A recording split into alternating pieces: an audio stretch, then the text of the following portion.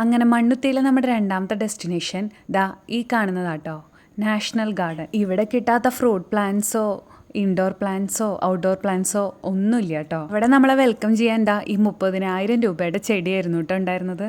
ഇവിടെ ചെടികളുടെ ഒരു സ്വർഗം തന്നെയാട്ടോ. നമ്മൾ എന്ത് അന്വേഷിച്ച് ചെന്നാലും ഇവിടെ ഉണ്ടാവുമെന്ന് എനിക്ക് ഉറപ്പാണ്. നമുക്ക് ഫ്രൂട്ട് പ്ലാന്റ്സിനായിട്ട് വേറൊരു നഴ്സറി ഉണ്ട്. എന്നാലും ആദ്യം ഇവിടേക്ക് ഒന്ന് എക്സ്പ്ലോർ ചെയ്ത് നമുക്ക് എന്തെങ്കിലും വേറെ വേണമെങ്കിൽ വാങ്ങിയിട്ട് അങ്ങോട്ട് പോകാമെന്ന് വിചാരിച്ചു. ഈ വലിയ കൂടാരത്തിൻ്റെ ഈ അറ്റം മുതൽ ആ അറ്റം വരെ മുഴുവൻ ഇൻഡോർ പ്ലാന്റ്സ് ആണ്. അതും എല്ലാം നല്ല ഹെൽത്തി പ്ലാന്റ്സ്.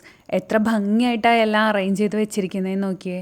ഒരു പ്ലാന്റ് അന്വേഷിച്ച് പോയി കഴിഞ്ഞ് കഴിഞ്ഞാൽ അത് നമുക്ക് കണ്ടുപിടിക്കാനൊക്കെ നല്ല എളുപ്പമാണ്. ഇവിടെ നമ്മൾ അസിസ്റ്റ് ചെയ്യാനൊന്നും അങ്ങനെ ആരും ഉണ്ടാവില്ല കേട്ടോ.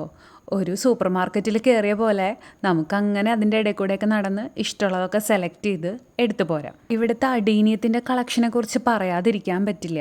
ഏത് സൈസിലും ഏത് കളറിലും എത്ര പെറ്റൽസ് വേണമെങ്കിലും ഉള്ള ചെടികൾ ഇവിടെയുണ്ട്.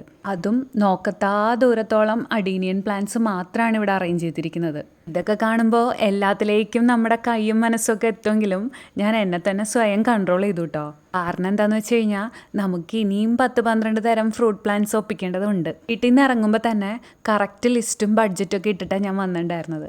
അതല്ലെങ്കിൽ എൻ്റെ കൈ വേറെ എവിടെയെങ്കിലുമൊക്കെ ചെല്ലുമെന്ന് എനിക്ക് നല്ല ഉറപ്പായിരുന്നു. നമ്മളിട്ട ബഡ്ജറ്റിൻ്റെ ഉള്ളിൽ തന്നെ എല്ലാം നിൽക്കണം എന്നുള്ളതുകൊണ്ട് തന്നെ ഞാൻ വേറെ പ്ലാന്റ്സ് ഒന്നും വാങ്ങിയില്ല കേട്ടോ. പിന്നെ വീക്ക് ഡേ നോക്കി പോയതുകൊണ്ട് തന്നെ വലിയ തിരക്കൊന്നും ഉണ്ടായിരുന്നില്ല. എല്ലാം നല്ല സ്വസ്ഥമായിട്ട് സെലക്ട് ചെയ്യാനുള്ള സമയം ഉണ്ടായിരുന്നു. ഇവിടേക്ക് വന്നു കഴിഞ്ഞാൽ ഹോൾസെയിൽ റേറ്റിൽ തന്നെ നമുക്ക് ചെടികളൊക്കെ കിട്ടും കേട്ടോ. ഓരോ ചെടികൾക്കും വേണ്ട കെയറും പോട്ടിമിക്സും ഒക്കെ ഇവർ നമ്മൾക്ക് പറഞ്ഞു തരും. അങ്ങനെ ഇവിടെ നിന്നും കൂടി ഫ്രൂട്ട് പ്ലാന്റ്സ് ഒക്കെ വാങ്ങി നമ്മുടെ ലിസ്റ്റൊക്കെ കംപ്ലീറ്റ് ചെയ്ത് ഞങ്ങൾ തിരിച്ചു പോന്നു. വാങ്ങിയ പ്ലാന്റ്സിൻ്റെ ലിസ്റ്റൊക്കെ അടുത്ത വീഡിയോസിൽ പറയാം കേട്ടോ.